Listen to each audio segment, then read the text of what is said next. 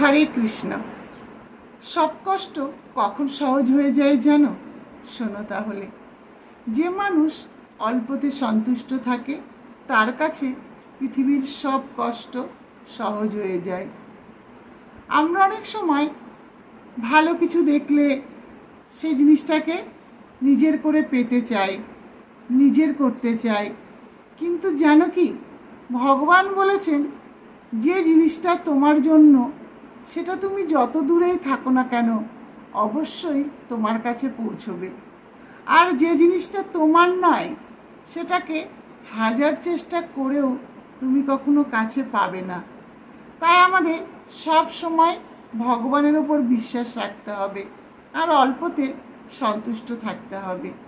মনের সাথে ভাবতে হবে যেটা আমার সেটা আমি অবশ্যই পাবো, আর যেটা আমার নয় সেটা যতই ভালো হোক না কেন কখনো আশা করা যাবে না। কারণ আশা করলেই সব কিছু নিজের করে পাওয়া যায় না। আশা করলে মনে কষ্ট হয়, দুঃখ হয়।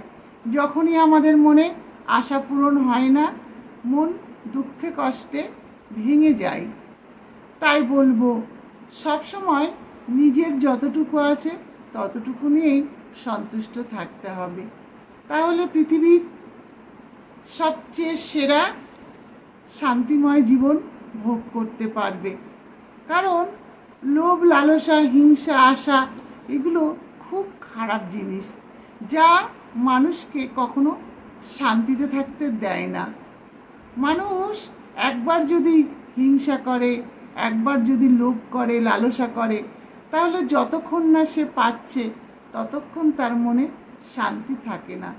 তাই অল্পতে সন্তুষ্ট থাকো আর সুন্দরভাবে জীবন কাটাও শান্তিময়ভাবে। হরে কৃষ্ণ।